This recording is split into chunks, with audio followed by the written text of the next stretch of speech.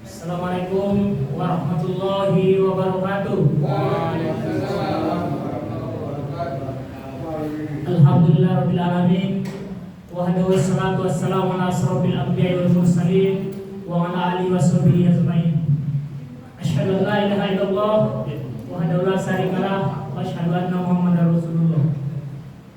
Pertama-tama mari kita ucapkan puji dan syukur kepada Allah Subhanahu wa taala yang telah memberikan kita waktu dan kesempatan untuk dapat berhadir di masjid kita yang berbahagia ini dalam rangka pengajian rutin setiap malam Sabtu. Kemudian selawat dan salam kepada Nabi kita Nabi Muhammad SAW sebagai uswatun hasanah bagi kita semua. Baiklah, adapun susunan acara kita pada pengajian pada malam hari ini yaitu pembukaan oleh protokol oleh saya sendiri, kemudian pembacaan ayat suci Al-Quran oleh salah satu bapak-bapak Muhammadiyah, kemudian acara selanjutnya yaitu ceramah yang akan disampaikan oleh Bapak Ustadz kita nantinya.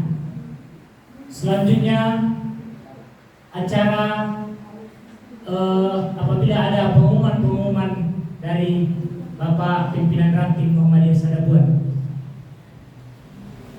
Baiklah, sebelum kita memulai pengajian kita pada malam hari ini, marilah sama-sama kita mengucapkan basmalah. Masuklah kita ke acara kedua yaitu pembacaan ayat suci Al-Quran yang akan disampaikan oleh salah satu Bapak Muhammadiyah. Pada Bapak kami persilakan.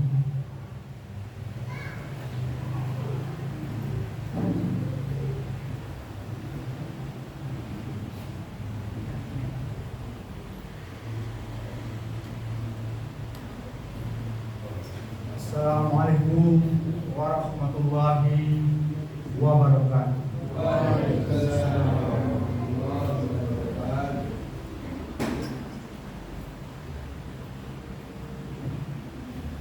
A'udzu billahi minasyaitonir rajim. Bismillahirrahmanirrahim.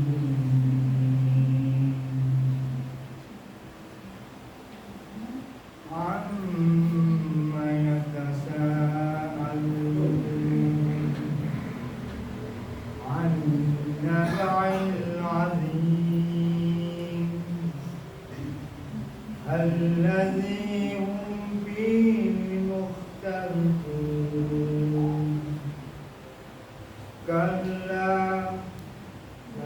saya'lamun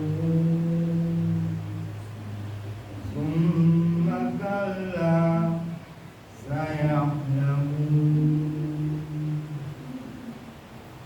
alam naj'alil arda mihada wal jibala awtada wa khalaqnakum azwaja wa ja'alna nawmakum subata wa ja'alna al-layla libasa wa ja'alna an-nahara ma'asha wa banayna fawqakum sab'an shidada wa ja'alna sirajan wahhaja wa anzalna minal mu'sirati ma'an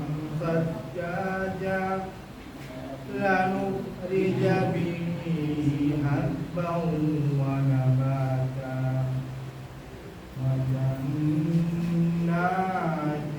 alfaba.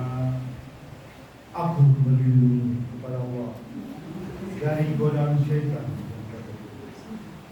dengan menyebut nama Allah yang Maha Pengasih lagi Maha Penyayang. Tentang apakah mereka saling bertausan yang mereka perselisihkan tentang ini, sekali-kali tidak. Kelak mereka akan mengetahui. Kemudian sekali-kali tidak. Kelak mereka mengetahui. Bukankah kami telah menjadikan bumi itu sebagai hamparan dan gunung-gunung sebagai pasak? Dan kami jadikan kamu berpasang-pasangan, dan kami jadikan tidurmu untuk istirahat, dan kami jadikan malam sebagai pakaian, dan kami jadikan siang untuk mencari penghidupan. Dan kami bina di atas kamu 7 buah langit yang kokoh, dan kami jadikan pelita yang aman terang. Dan kami turunkan dari awan air yang banyak tercurah, agar kami tumbuhkan dengan air itu biji-bijian dan tumbuh-tumbuhan dan kebun-kebun yang lebat. Alhamdulillahirabbil alamin. Assalamualaikum warahmatullahi wabarakatuh. Waalaikumsalam.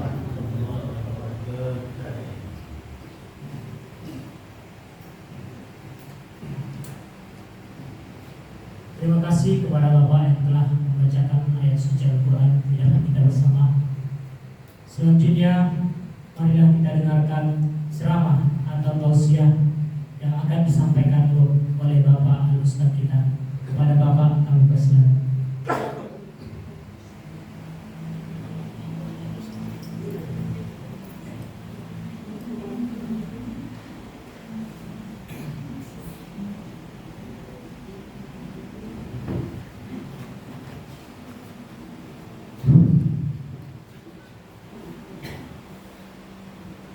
Assalamualaikum warahmatullahi wabarakatuh.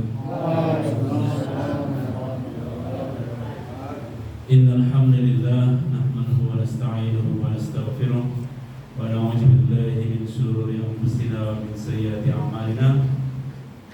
May yahdihillahu fala mudilla lahu wa may yudlil fala hadiya lahu. Asyhadu an la ilaha illallah wahdahu la syarika lahu wa asyhadu anna Muhammadan 'abduhu wa rasuluhu alladzi la nabiyya ba'dahu.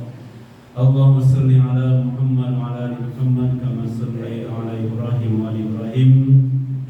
Amma ba'du, pertama-tama mari kita memperbaharui rasa syukur kita kepada Allah Subhanahu wa taala dengan menyadari bahwa saat ini banyak sekali nikmat yang kita miliki, meyakini bahwa semua yang kita miliki itu adalah pemberian dari Allah. Tidak ada yang memberi kepada kita selain Allah.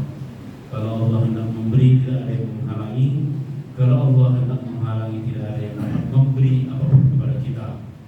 Sebagaimana doa yang diajarkan kepada kita itu, Qulillahumma la mani'a lima a'taita wa la mu'tiya lima mana'ta.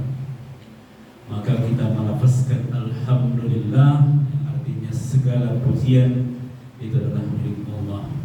Lalu kita berusaha mempergunakan semua yang kita miliki itu untuk melaksanakan perintah-perintahnya dan meninggalkan larangan-larangannya. Selanjutnya salat dan salam kita doakan semoga tercurah kepada Rasulullah Muhammad SAW beserta keluarganya, sebagaimana telah dicurahkan kepada Nabi Ibrahim AS beserta keluarganya. Beliau yang diutus sebagai uswatun hasanah dan rahmatan lil alamin. Maka kita berselawat sembari berusaha menjadikan beliau sebagai uswah, sebagai contoh teladan untuk kita ikuti dalam menjalani seluruh aktivitas hidup kita. Bapak-bapak, ibu-ibu, saudara-saudari, anak kami jamaah pengajian keluarga besar Lanting Sadaruan yang dirahmati Allah. Pada malam hari ini saya diberi amanah untuk mengisi kajian. Mungkin sudah ada juga beredar flyer dan materi kita ke-Muhammadiyah. Jadi kalau kita berbicara tentang ke-Muhammadiyah itu luas sekali itu pembahasannya, ya. Secara garis besar dibagi 3. Yang pertama secara historis, Jadi dikatakan kajian kemuhammadiyahan, bagian pertamanya adalah kajian historis, mulai dari sejarah, ya. Sejarah gerakan pembaharuan sampai lahirnya Muhammadiyah itu. Kemudian kajian ideologis, itu ide-ide, gagasan-gagasan, ya. Cita-cita, keyakinan yang merupakan gambaran dari Muhammadiyah itu, ya. Jadi kajian tentang itu mulai dari 12 langkah Muhammadiyah, muqaddimah anggaran dasar, kemudian kepribadian Muhammadiyah, ada khittah ini banyak, khittah Palembang, khittah Ponorogo, khittah Ujung Pandang, sampai kemudian MKCHM, matang keyakinan dan cita-cita hidup Muhammadiyah. Termasuk juga yang terakhir yang dirumuskan itu adalah PHIWM, Pedoman Hidup Islami Warga Muhammadiyah. Isu ini namanya kajian ideologis kemuhammadiyahan, ya. Itu bagian keduanya. Bagian ketiganya adalah kajian organisatoris tentang organisasi, ya. Ada di sana landasan operasional, anggaran dasar, anggaran rumah tangga Muhammadiyah, bagaimana struktur organisasinya, bagaimana permusyawaratannya, bagaimana kepemimpinannya. Itu namanya kajian organisatoris, ya. Jadi saya memahami, mempelajari, saya juga belajar ini, ya. belajar sambil mengajar kan itu. Karena ini amanah menjadi dosen al-Islam kemuhammadiyahan. Jadi sepanjang menjadi dosen ini saya banyak belajar tentang kemuhammadiyahan ini, ya. Sampai belajar ke Solo kemarin itu kami studi banding UMS, Universitas Muhammadiyah Surakarta. Jadi kami memberikan buku Muhammadiyahan. Jadi si madam dibagi begitu, ya. Kemuhammadiyahan secara historis, ideologis dan organisatoris. Jadi Bapak Ibu, kalau kita bicara mengkaji tentang kemuhammadiyahan itu, ya. Jadi kalau urutannya dari historis itu sejarahnya kan, baru ideologinya, baru organisasinya. Ya. Cuma tadi saya didiskusikan ada main materi nanya kan, 12 langkah aja kan, 12 langkah Muhammadiyah. Sudah pernah dengar ya 12 langkah Muhammadiyah, ya. Jadi 12 langkah Muhammadiyah itu kalau dalam sejarahnya itu merupakan landasan ideologis yang pertama, ya, di Muhammadiyah, atau rumusan ideologi yang pertama. Kalau kita lihat sejarahnya, dia ini dirumuskan pada masa kepemimpinan Ki Haji Mas Mansur, ya.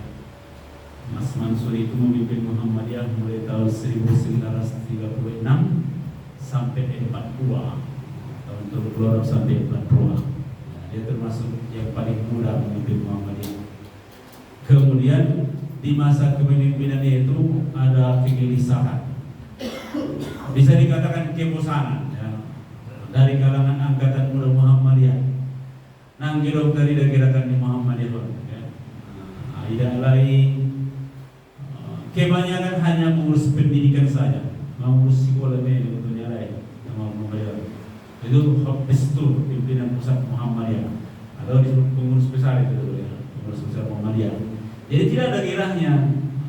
Jadi yang dipikirkan pimpinan pusat ini hanya pendidikan, meninggalkan tabligh, ya, itu redaksinya, ya. Jadi maksudnya meninggalkan pengajian, ya. Kalaupun ada pengajian tidak bermutu, Nabi SAW tidak arahnya, ya. Jadi kebanyakan urusannya adalah kependidikan. Jadi muncullah kebosanan kan itu. Maka ini ditangkap oleh Kiai Haji Mas Mansur, ya. Maka dia dalam pengajian Muhammadiyah pusat, di pimpinan pusat Muhammadiyah itu pengajiannya setiap malam Selasa, ya.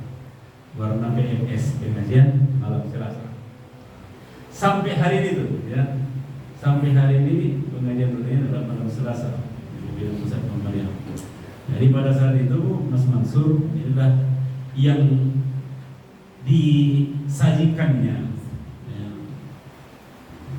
pada saat itu namanya 12 langkah Mas Mansur ya, tahun 1938. 12 langkah Mas Mansur dari Karna ya. Jadi dalam Muhammadiyah ini inilah langkah-langkahnya. Untuk apa? Untuk menggairahkan semangat itu ya. Jadi ini kita banding-bandingkan keadaan sekarang dengan masa lalu kan. Anggota terbelakang nanti adanya kebosanan ya, di kalangan angkatan muda, kader-kader perserikatan itu melihat gerakan Muhammadiyah itu nang girong gairah nadari dan ya kan. Jadi sadari dia tuh kira-kira dong gairah. Anggota dong gairah na perlu kita bikin konon 12 langkah Muhammadiyah kan itu. Asal lagi mengkaji kan. Fenomena yang terjadi saat sekarang ini bagaimana kan? Tadi sempat di komentar WC ya kan. Karena di pengajian kita lagi berikut stagnan ya. Tidak dong stagnan, lagi margotina kan. Indah dong gotina. Ya. Nah, jadi termasuk itu kelemahan kita saya rasa ya. Tidak ada upaya untuk mengkader. Ada pun muncul kader itu dibatasi geraknya, tidak diberikan panggung ya. Atau mungkin diabaikan. Tidak dibina dari orang tadi dibina kumpul ya, dibina tiba gimana soalnya kan tampil baru ini masalah anak si bebe ini ada komentar ya masalah ini sampai ini masalah perbacaan ini apa sih bebe akhirnya apa ya udah selesailah sudah tamat riwayat itu nah pikiran kita tadi kan ya. Itu sebenarnya tindakan yang menghambat munculnya kader-kader itu kan ya, tidak ada. Jadi semestinya rasa yo yang musuh kan ya. Tapi pulang untuk ibadah kan raya tampil ya jolo menyampaikan ide-ide ya itu sudah syukur kita ya. Lalu kemudian orang-orang yang mau ini yang mau dibina mau masalah bacaan naik atau bacaan naik pengajian kurang pada penyampaian jadi pada perhatiannya kan realisasi ya. Jadi Bapak Ibu saudara sekalian kajian kita sesuai dengan namanya adalah 12 langkah Muhammadiyah ini ya. Jadi untuk membuat ini menarik tentu kita bandingkan tadi fenomena yang terjadi sekarang dengan munculnya kajian tentang 12 langkah Muhammadiyah tahun 1938. Jadi sekali lagi ini adalah landasan ideologi yang pertama yang dirumuskan. Setelah ini dirumuskan mukaddimah anggaran dasar Muhammadiyah. Jadi anggaran dasar rumah tangga itu pada masa kehidupan tadi belum tahu meninggal di Amerika tahun 1942 itu dirumuskan. Rumusan sekarang mukaddimah anggaran dasar Muhammadiyah itu kan menjadi landasan ideologis Muhammadiyah ya. Itu diperkenalkan itu pada masa Ki Bagus Harikusumo ya, yang memimpin Muhammadiyah tahun 42 sampai 53. Tahun 46 diperkenalkan mukaddimah anggaran dasar, tahun 1951 itu disempurnakan ya. Dari kejaman sebelum tadi ini kan sudah 4 pemimpin penggantinya baru dirumuskan mukaddimah anggaran dasar Muhammadiyah. Setelah itu ada kepribadian Muhammadiyah oleh Fakih Usman tahun 1962. Habis ini muncul khitah perjuangan mulai tahun 56 Palembang, Ponorogo tahun 69, Ujung Pandang tahun 71, Surabaya tahun 78 sampai Denpasar 2002. Aku baca-baca ini ada hubungan dengan politik. Terjadi gejolak politik, nah dibuatlah kita ini. Tahun 2002 kan muncullah partai-partai besar ini setelah masa reformasi. Ya. Ada kekhawatiran, maka dibuatlah larangan orang Muhammadiyah merangkap partai politik, kan? Termasuk kita. Muhammadiyah bukan partai politik dan tidak berafiliasi dengan partai politik manapun. Jadi khitah perjuangan itu munculnya karena fenomena politik muncul Nasabah, bubar Masyumi, ya kan? Muncullah Khilafah Perjuangan, ya.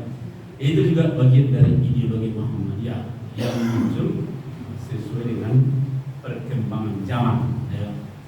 Yang terakhir ideologi Muhammadiyah itu ya, PHIWM, ya. Sebelum PHIWM ada MKCHM, Matan Keyakinan dan Cita-cita Hidup Muhammadiyah, ya. Matan Keyakinan Cita-cita Hidup Muhammadiyah itu rumusan pokok-pokok pikiran, poin-poin pentingnya, ya. Baru PHIWM itu penjabarannya, pedoman hidup Islami warga Muhammadiyah, ya.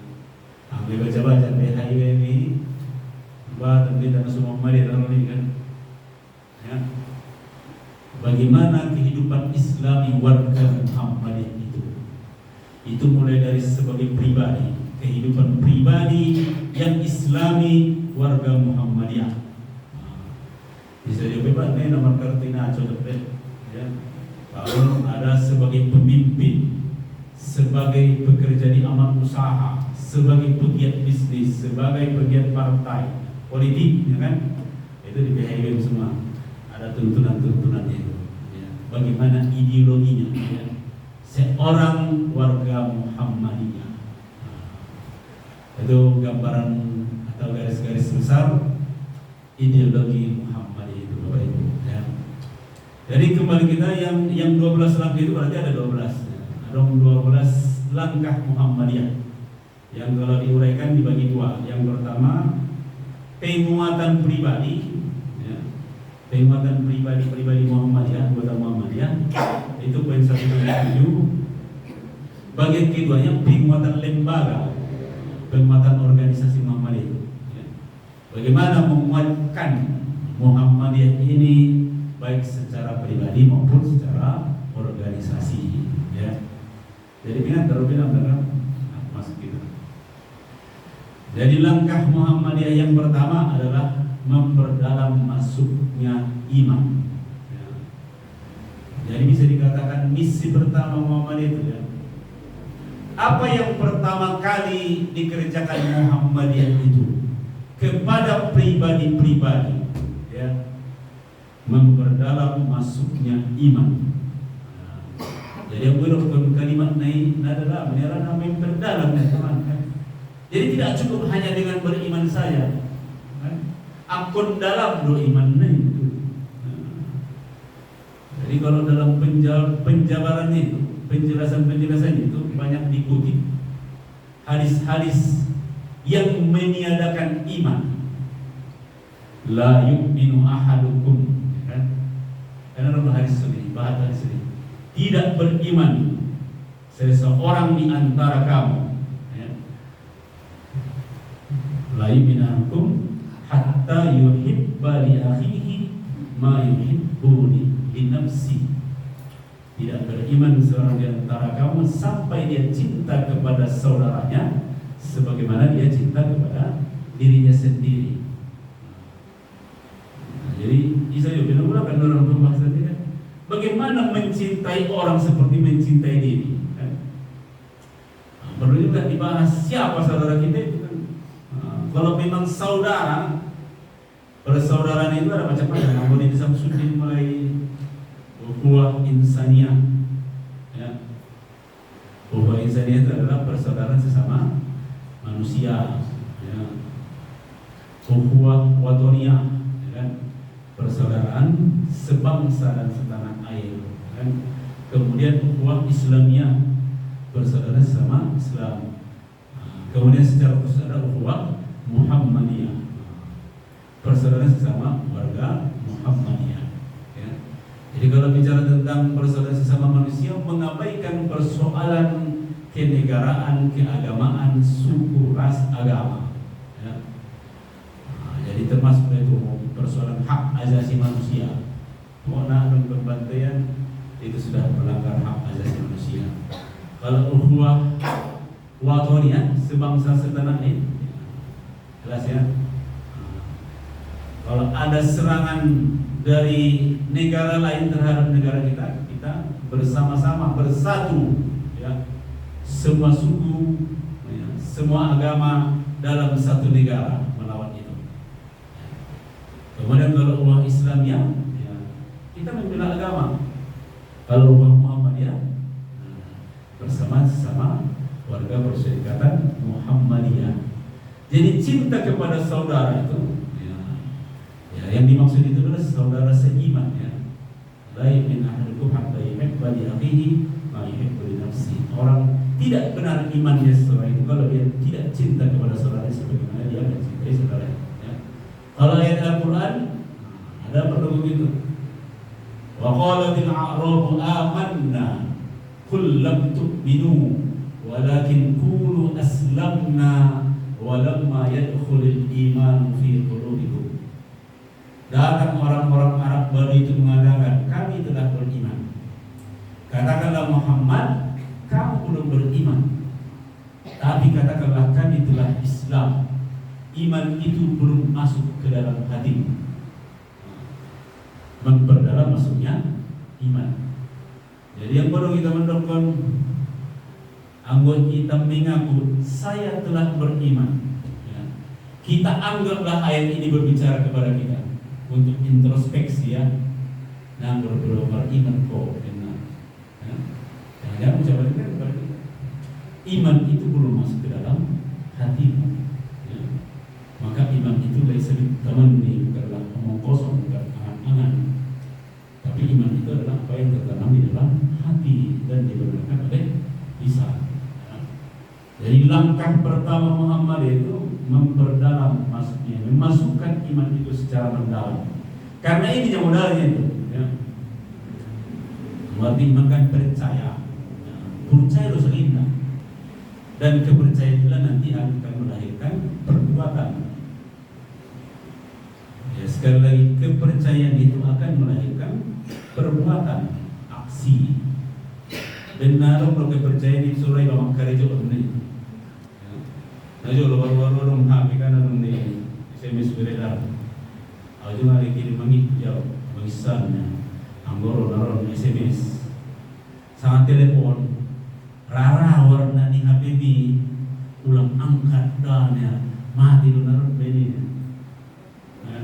Orang bahasa dia berita hoax, ya kan? Ada juga terlalu hoax kan?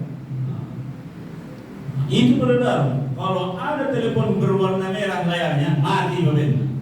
Ya. Sampai masuk kurang lagi, orang mati gara-gara mengangkat HP, mengangkat telepon dengan layar warna merah. Jadi jalan-jalan kinan dong. Cuma karena berita itu apa? Anggona percaya ya nada bebe. Mi tidak baik kan? Ya. Mudah-mudahan gara-gara di SMS itu, dibaca SMS mah biar dia ada penyakit jantungnya. Ya. Akhirnya jatuh umat meninggal dunia. Jadi kan tapi biasa-biasa saja. Ya, kan begitu.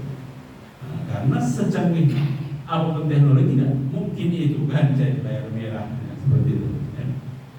Itu efek dari percaya kan. Anggota percaya pak ada tindakan diri. Ya. Ada efek yang muncul. Saya tidak nambah percaya berita itu. Anggota habis ini dimenjolkan. Harus kita kan mana paling jadi pamati ya habis ya hari ini mengangkat habis karena percaya. Jadi semua perbuatan itu adalah efek dari kepercayaan. Ya. Jadi nama agama kita iman tidak berjolok. Kalau sudah iman masuklah yang kedua Islam. Jadi belum beriman kita kan bagaimana pembuktian iman itu? Al-imanu aqdum bil qalbi, yang diyakini dengan hati. Wa iqraru bil lisan, lalu akan diikrarkan dia dengan lisan. Jadi sudah masuk perbuatan dari keimanan itu. Kalau sudah beriman apa yang diucapkannya? Rukun Islam yang pertama, mengucap dua kalimat syahadat. Ya Bapak Ibu sekalian, jangan harap orang mau mengucap dua kalimat syahadat kalau dia tidak yakin. Ya. Kita benar mulai kita Islami. Ya. Termasuk ayat ini dalam kina nabahat.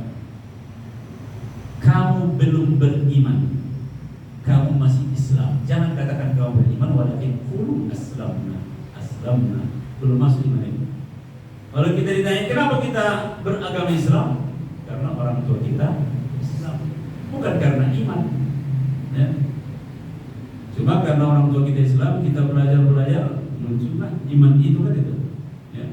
Kalau orang yang lahirnya bukan dengan orang tua Islam, jangan harap sana masuk rumah ada yang mengucap 2 kalimat syahadat. Nah, kan? Ya. Tidak mau itu mengucap 2 kalimat syahadat itu. Sampai dia betul-betul yakin. Yang mau itu setelah dia melalui penelusuran. Orang-orang yang masuk Islam itu, mantan-mantan pendeta, biarawati, pastor, ya kan? Nah, itu kan mau dia bersahadat karena sudah ditempa, sudah habis-habisan dia belajar. Sudah hilang semua keraguan-keraguannya. Namun keraguannya itu Islami, mantap hatinya, barulah dia berikrar asyhadu an la ilaha illallah wa asyhadu anna muhammadar rasulullah. Aku nasu ilal dia karena yang mengucap kalimat syahadat itu. Ulang-ulang berdebat, baca-baca bagi lebih awal. Ya. Lalu itulah pertama ikrar mengucap kalimat syahadat. Baru nanti yang kedua, ketiga dan seterusnya karena iman itu. Dengan sholat, puasa, zakat. Ada kalau nabi iman yang nabi bisa diharapkan makkah ini. Ya termasuklah amal-amal soleh yang lain. Ya. Termasuklah yang mengikuti pengajian. Soalnya maka kan kita yakin dia. Percaya itu, amo kita mengaji adong manfaatnya, adong gunanya dirasa. Kan karena yakin kita tuh, yakin kita mengucap mengaji, pasti dong menambah ilmu di sana sotiknya. Mengucap mengaji pasur dongan-dongan, mengaji madekes pergaulan. Ada kepercayaan itu kan? Aku masuk menurut keyakinan dia maksudnya akan narik itu cuma itu nih, ya.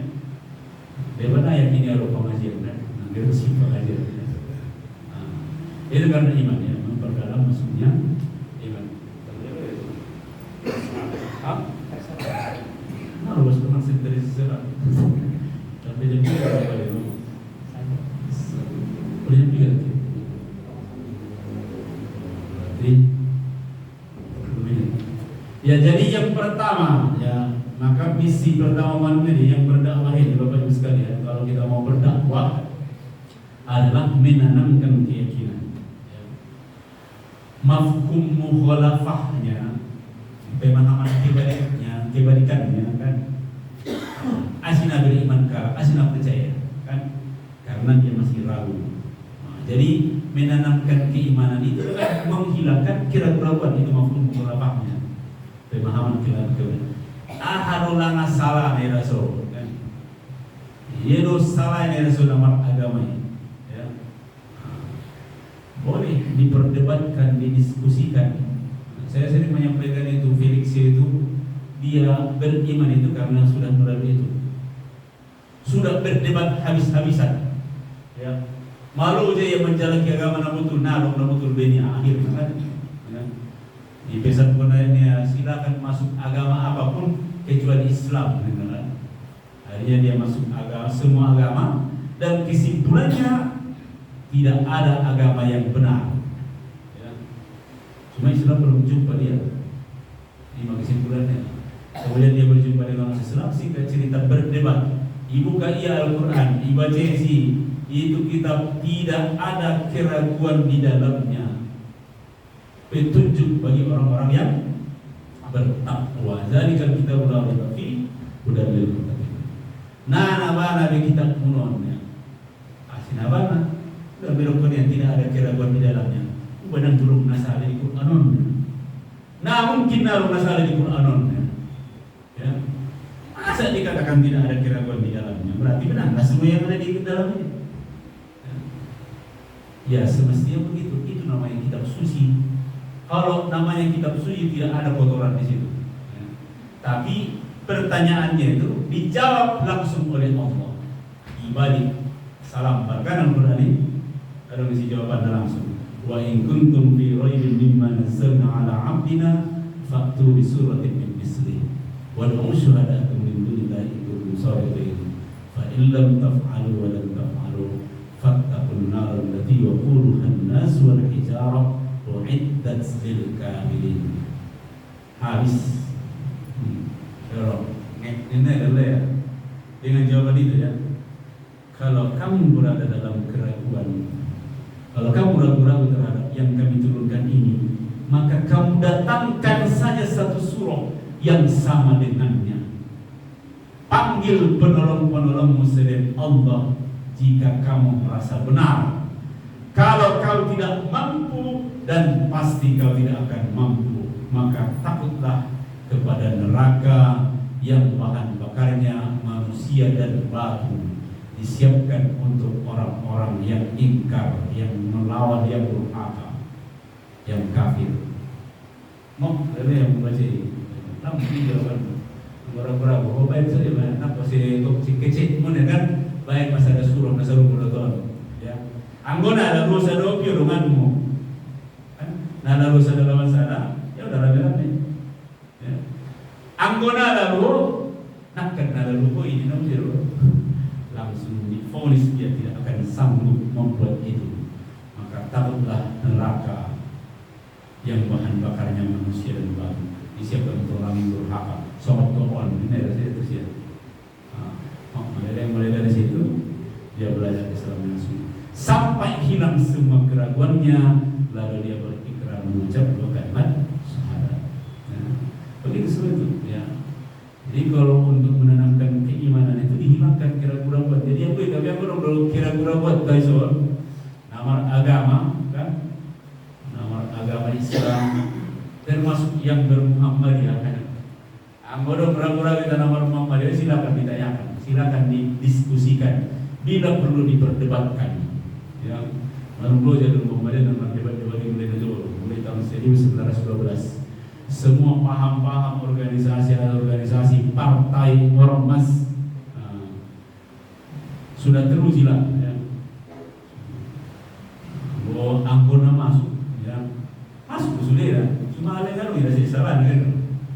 Kemudian masuk ke sini Jamaah Tabligh, Salafi, apalagi NU, masuk semua itu.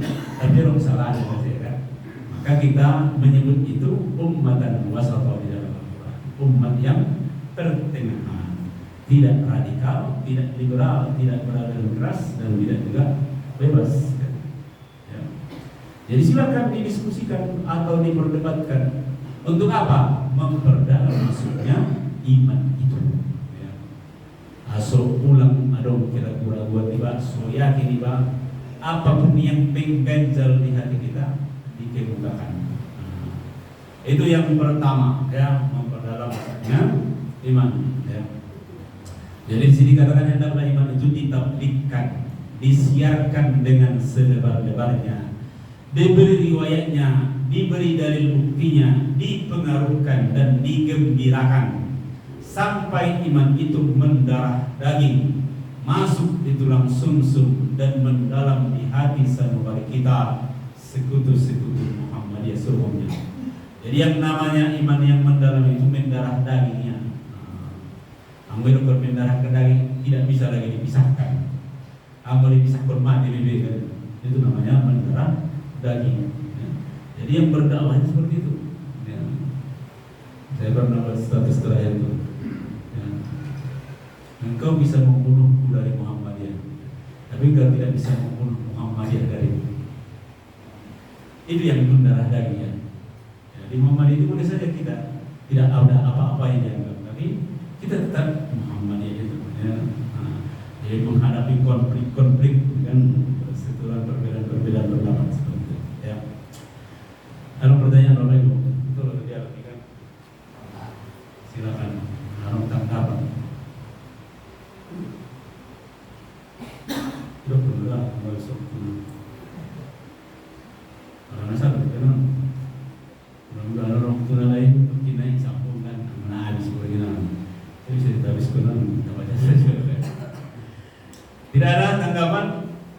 Yang kedua, memperluas paham agama ya. Nah, di sini poinnya hendaklah paham agama yang sesungguhnya itu dibentangkan dengan arti yang seluas-luasnya, boleh diujikan dan diperbandingkan sehingga kita sekutu-sekutu Muhammadiyah mengerti perluasan agama Islam. Itulah yang paling benar, ringan dan berguna. Maka mendahulukanlah pekerjaan keagamaan itu. Nah, jadi memahami agama ini harus luas kita, kan? Yang artinya luas, comprehend, ya.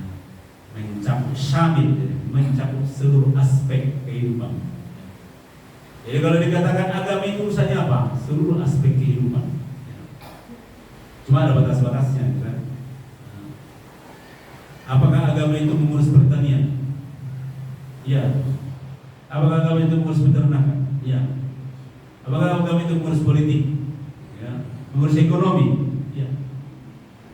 Semua aspek kehidupan ada di agama.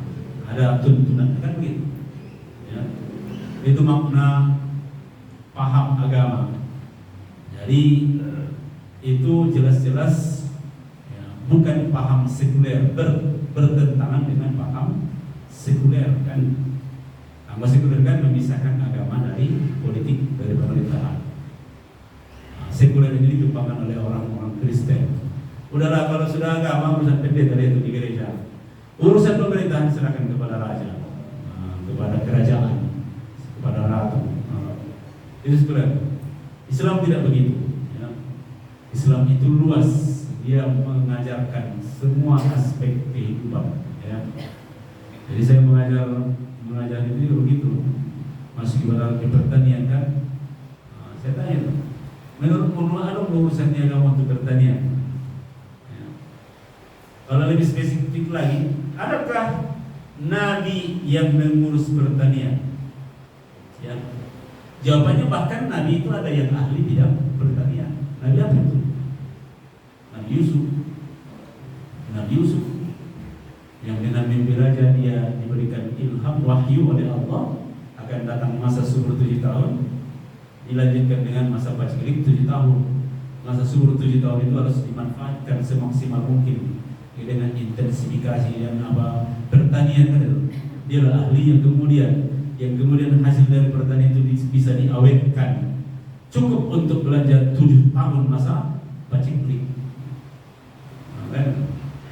Berarti Islam itu juga mengurus pertanian, peternakan. Para nabi itu dikenal sebagai penggembala, ahli pedagang, kan itu.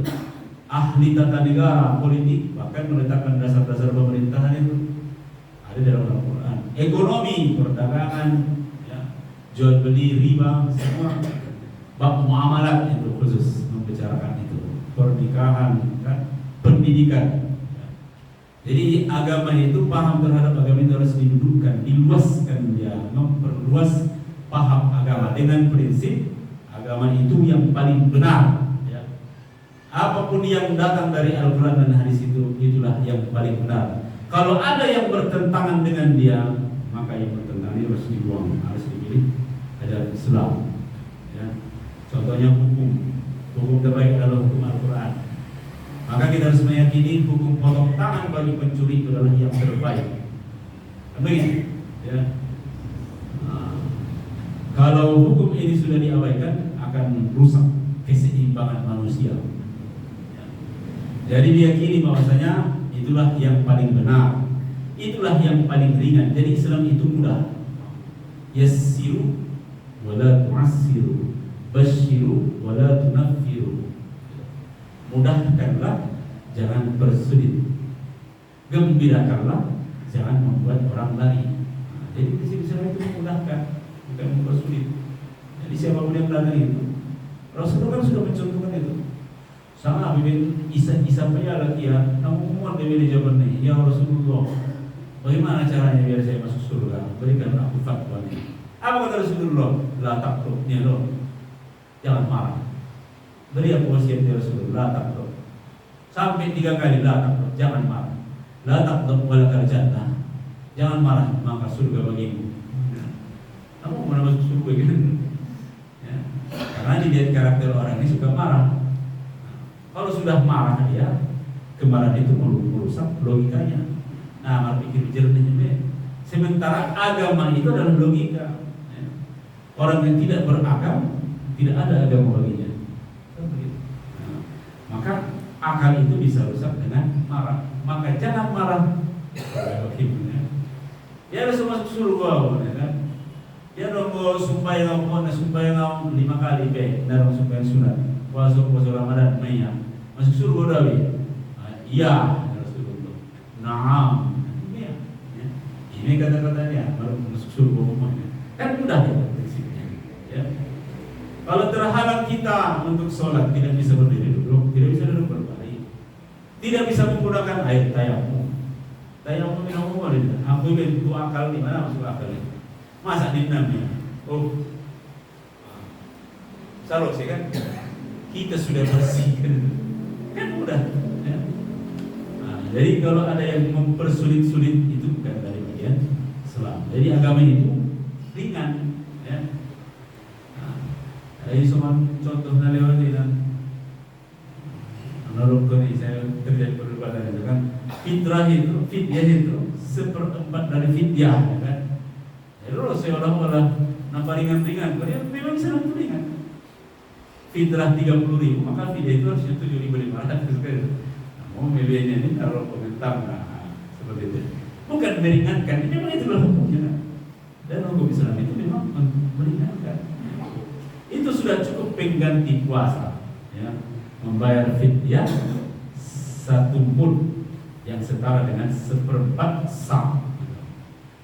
Jadi ringan, kemudian berguna, ada manfaatnya. Semua ajaran Islam itu kita yakini bermanfaat. Tidak ada yang sia-sia syariat Islam itu, baik perintah maupun larangan. Allah menyuruh kita sholat, ada berguna di sembahyang ini. Ya. Tuisi berguna ini. Jawabannya itu berguna untuk kita. Ya, aku jawaban kasar itu bukan untuk Allah itu. Allah itu mau disembah atau tidak disembah dia tetap Tuhan. Mau disembah pun seluruh dunia dia tidak akan bertambah besar, tidak akan berpengaruh kepada kebesarannya, kepada kekuasaannya.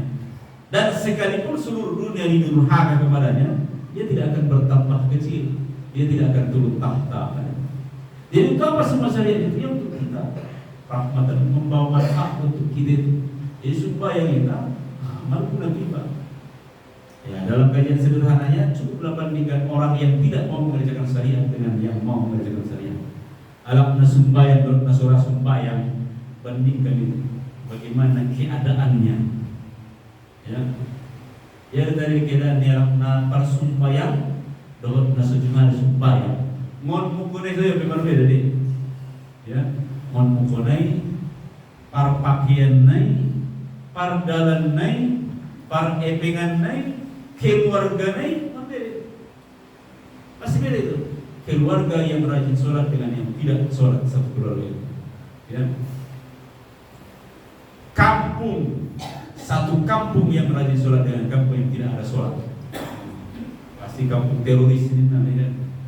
Sampai negara yang ditegakkan sholat di sana menegakkan hukum Islam dengan negara yang tidak berhukum kepada Islam. Ibaratnya ya. Itu makna berguna itu ya. Jadi hukum agama Islam ini berguna baik untuk pribadi-pribadi, keluarga sampai kepada sebuah negara, bahkan seluruh alam semesta.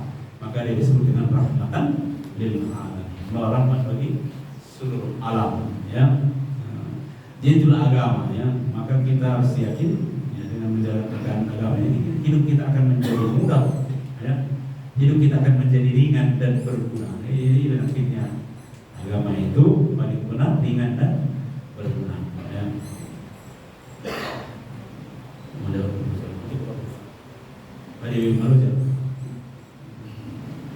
Ya ini baru kedua ya. 10 naik. Memperluas paham agama. Jadi di Muhammad itu sudah jelas tuntunannya ya. Jadi kadang-kadang ada perbedaan-perbedaan kita dengan saudara-saudara kita yang lain ya. Jadi perbedaan-perbedaan itu kalau di Muhammad itu dikenal untuk menetapkan hukum itu adalah dengan ijtihad jama'i namanya. Berijtihad secara berjamaah. Jadi seluruh ahli kumpul dibicarakan, ya kan? Bagi yang lain itu biasanya individu, fatwa individu, pribadi-pribadi. Dari Hasyim bin Suri menurut ulama ini, Fulan bin Fulan, fatwanya begini. Nanti dilihat fatwa yang lain berbeda lagi. Ada perbedaannya. Kalau di Muhammadiyah menetapkan hukum itu dengan istihad jama'i namanya, mengumpulkan pakar-pakar, sehingga hasil-hasil itu nanti disebut dengan tarjih. Tarjih itu adalah ta'arud 'anil adillah. Ya. Ketika ada dua dalil yang bertentangan, ya, ada yang berbeda, maka ini dibicarakan, dipilih yang paling kuat. Ketika sudah diperoleh yang paling kuat, itulah yang diamalkan. Ketika itu diamalkan, bukan berarti yang lain itu salah, kan begitu. Yang kita amalkan itu adalah yang paling kuat. Jadi yang itu menurut hasil istihad jama'i, ya. Sedangkan yang lain itu sepanjang ada dalilnya itu boleh diamalkan. Silakan diamalkan dan tidak salah. Hanya saya ini yang paling kuat, kan itu. Soal bacaan rukuk sujud subhanallah rabbana bihamdika Allahumma firli itu lebih kuat daripada subhana rabbiyal a'la dan subhana rabbiyal azim. Tapi tidak salah membaca subhana rabbiyal a'la dan subhana rabbiyal azim itu, kan. Itulah pengertian tarjih itu, ya, membanding-bandingkan dalil yang ada lalu memilih yang paling kuat untuk diamalkan. Dan itu bukan berarti yang lain itu salah, ya. Itu Bapak Ibu, ya, agama dan pengamalannya di Muhammadiyah, ya. Mungkin cukup sedikit yang bisa saya sampaikan. Oleh waktu kalau ada kesempatan kita lanjutkan. Namun sebelum itu, kalau ada pertanyaan, masukan, tanggapan, silakan. Jadi Pak Ustaz, dari ini bope kurang kuat dalilnya ini lagi salah. Ya. Jadi saat aku di masjid Nurusitawa, ya, katakanlah masjid Nahdlatul Ulama. Jadi sudah subuh di sini kunut. Kita membuat dalil, kita ini mengarahkan kunut. Ya. Hal lain mah kunut. Tapi itu lagi salawat. Ketika kita mengikut walai, mengangkat tangan kunut biar sikap, mengangkat tangan kita ambil konduk. Ada pertanyaan Pak Ustaz? Iya, yang mesti lebih bahasanya masalah kunut. Jadi kunut itu adakah dalilnya? Ada, kan? Pernah adakah dikerjakan oleh Rasulullah? Pernah. Tapi kemudian setelah turun ayat Ali Imran ayat 128 dihentikan, kan? Rasulullah berhenti, ya. Maka dengan ini terjadilah perbedaan pendapat. Ada yang masih tetap mengamalkannya, ada yang berhenti. Alasannya apa? Karena Rasulullah berhenti, ya. Sedangkan dalam persoalan kunut itu mengkhususkan kunut pada sholat subuh itu tidak disyariatkan. Bisa disimpulkan bid'ahkan itu mengkhususkan kunut dalam sholat subuh. Dalam arti kunut yang diamalkan sekarang, ya. Kalau dari sisi arti kunut itu sendiri, lama berdiri berdoa, kunut itu disyariatkan, kan itu, berdiri lama berdoa, tapi tidak mengangkat tangan, ya. Berdoa. Jadi berdasarkan penelitian kajian di Muhammadiyah, maka kunut ini tidak diamalkan, kan itu, tidak diamalkan, ya. Jadi bagaimana sikap kita, ya? Bagaimana sikap kita kalau sholat dengan orang lain? Pertanyaannya, apakah dengan berkunut itu sholat kita menjadi tidak sah? Ya, ambak kunut tiba sah itu supaya ini beseng, ya. Maka kesimpulannya itu tetap sah, ya. Itu, ya, sholat kita tetap sah dan saudara-saudara itu juga sholatnya tetap sah dengan melaksanakan kunut itu. Maka sikap kita bagaimana? Ya, sikap kita kalau yang lebih bagus tidak ikut kunut, ya. Kita tetap berdiri dan kita menunggu selesai kunut mereka. lalu kita ikut meneruskan itu. Ya. Dan sekalipun kita ikut kunutnya, itu tetap sah sholat kita. Jadi yang lebih bagus itu, yang lebih kuat, ya Pak. Nakosiroboti Pak. Nakosiroboti artinya kita menunjukkan sikap. Karena ada gunanya itu, ada manfaatnya. Dengan kita tidak kunut, yang di samping kita heran kan itu. Mudah-mudahan dengan herannya dia muncul tanda tanya. Kalau sudah muncul tanda tanya, mencari tahu kan. Kalau sudah mencari tahu namanya dia akan belajar. Dengan sikap kita tidak kunut, dia menjadi belajar, kan bermanfaat untuk dia. Kira-kira seperti itu ya. Sikap menentukan sikap seperti itu. Ya mungkin itu Allah alam ya. Ada perbedaan. Ya cukup. Atau dua kemungkinan salah menurut jawab bagian kan salah menurut paham kan. Ya, kemungkinan yang pertama lebih kuat. Bapak Ibu yang dirahmati Allah, mungkin demikian kajian kita pada malam hari ini. Semoga bermanfaat. Terima kasih atas perhatian. Mohon maaf atas segala kekurangan. Subhanallah bihamdika asyhadu an la ilaha illa anta astaghfiruka wa atubu ilaik. Alhamdulillah alamin. Assalamualaikum warahmatullahi wabarakatuh.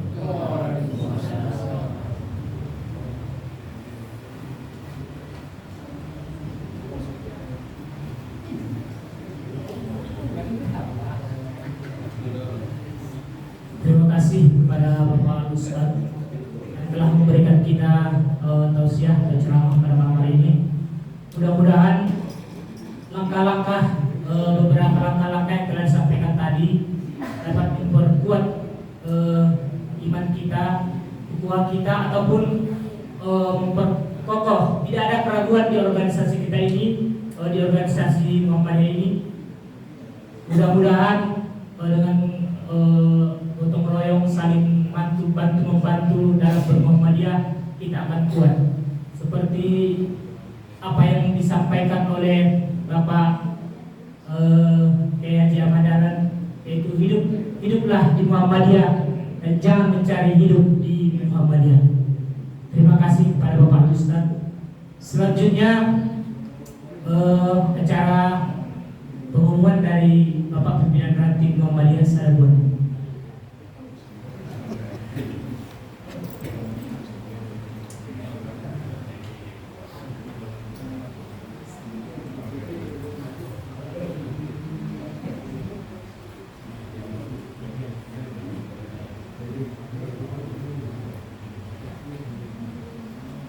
Assalamualaikum warahmatullahi wabarakatuh. Alhamdulillah wa syukurillah, asyhadu an la ilaha illallah wa la syarika lah, wa asyhadu anna Muhammadan abduhu wa rasuluh. La ilaha illallah. Puji syukur kepada Allah, kemudian salawat kepada Nabi kita Muhammad sallallahu alaihi wasallam. Bapak Ibu yang terhormat, adapun yang perlu kami sampaikan adalah bahwa pimpinan pusat Muhammadiyah telah mengeluarkan surat yang berhubungan dengan musyawarah wilayah sampai musyawarah ranting. Periode yang sekarang adalah periode tahun 2015 sampai tahun 2020. Disebabkan oleh COVID, maka ada penambahan 2 tahun. Jadi tahun 2015 sampai tahun 2022. Kemudian nanti periode berikutnya menjadi 2022-2027. Instruksi tersebut menyatakan bahwa musrah itu dilaksanakan pada bulan Maret sampai November. Jadi ada tahapan-tahapan yang perlu kita lakukan secara organisasi Muhammadiyah. Yang pertama, pimpinan wilayah sudah kita ketahui sudah musyawarah wilayah di Kota Sibuan. Kemudian pimpinan daerah Muhammadiyah juga sudah musyawarah daerah. Dan yang terakhir pada ahad yang lewat, pimpinan cabang Muhammadiyah Barat Sudut Utara sudah melaksanakan musyawarah juga. Artinya tibalah giliran dan ranting kita. Bapak-bapak sekalian, sesuai dengan keputusan rapat pimpinan ranting Muhammadiyah, insya Allah yang perlu kita umumkan bahwa tanggal 12 Agustus ini kira-kira berapa hari lagi, 1 Ahad lagi, 1 pekan lagi. Malam Ahad yang akan datang akan ada namanya musyawarah pimpinan ranting pertama, Muspimran. Jadi Muspimran ini adalah langkah awal untuk melaksanakan musyawarah ranting. Jadi musyawarah pimpinan ranting ini dihadiri oleh pimpinan-pimpinan yang ada di ranting. Dan nanti akan kita undang. Pertama, pimpinan harian itu ada 5. Ketua, wakil ketua, sekretaris, wakil sekretaris, dan bendahara. Kemudian di bawahnya nanti ada bagian kader, bagian tablik, bagian zakat. Ini akan kita undang nanti untuk Muspimran, bagian pelayanan sosial. Jadi kita akan Muspimran nanti kira-kira kalau tidak salah itu ada sekitar 40 orang akan Muspimran. Jadi bapak-bapak termasuk di dalamnya nanti organisasi otonom, mewakili Asia 2 orang, mewakili Pemuda Muhammadiyah 2 orang, dan mewakili Nahdlatul Asia 2 orang. Hanya itu ortom yang ada di tempat kita. Betulnya masih banyak ortom, ada Tapak Suci, ada IRN, kemudian ada HW. Tapi karena di ranting kita hanya ada 2, ada 3, 2 sebetulnya, 1 ortom khusus, sekarang sudah jadi ortom khusus. Jadi undangan dari Asia 2 nanti, Pemuda Muhammadiyah 2, dan NA 2.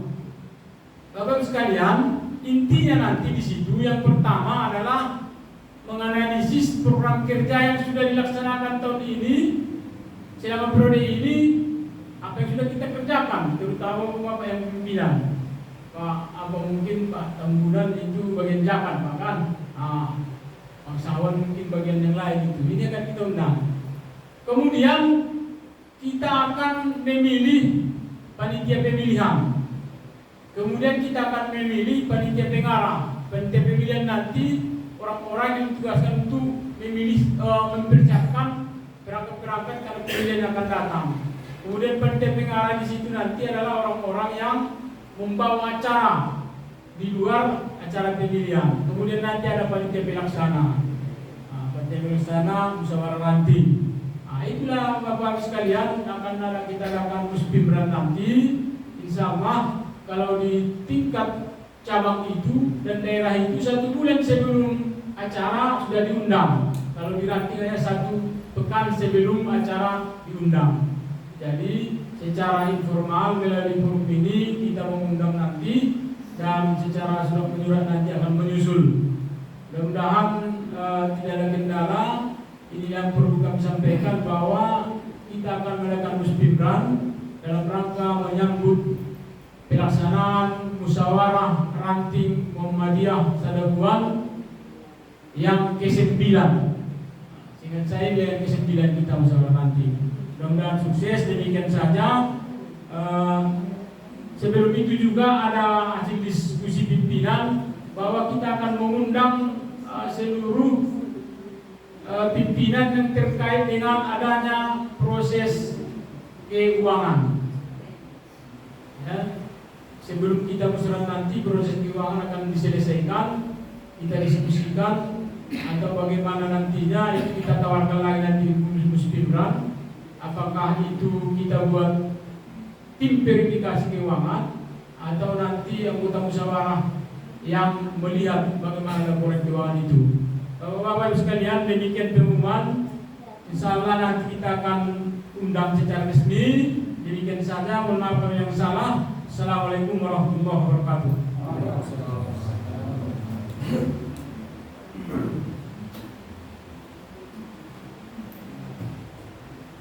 Terima kasih kepada Bapak Pimpinan yang telah menyampaikan pengumuman. Mudah-mudahan acara Muspimran kita nantinya dapat terlaksana dengan baik, aman dan tentram. Adapun jumlah infak kita alhamdulillah pada malam hari ini itu berjumlah 285.500 rupiah.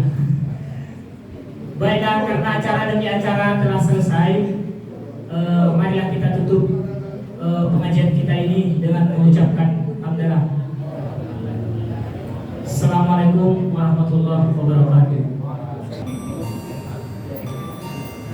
Itiang Mei loh, Itiang Mei.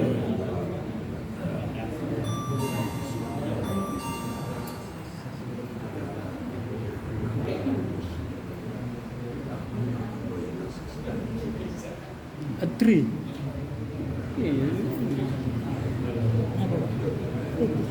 Isi ada lain. Buka tu lain.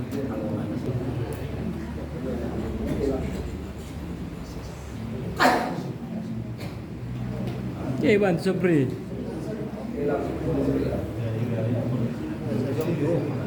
Sajom dulu. Halo, Sajom. Durasi Halo, Vi. Potong-potong aja saya potong-potong lah. Halo, tukin na. Biar habis kepak. Betul po, tutup. Kering.